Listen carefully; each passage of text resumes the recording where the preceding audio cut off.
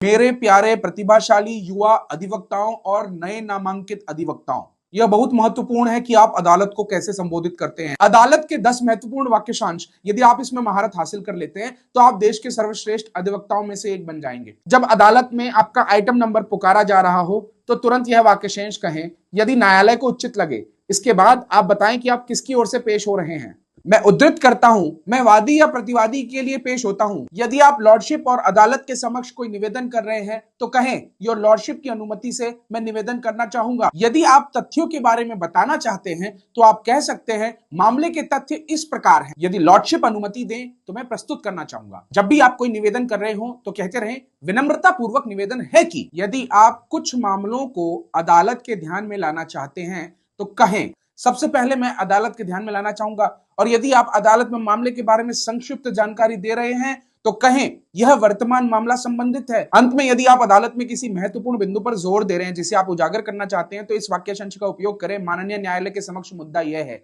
फिर बताएं कि मुद्दा क्या है।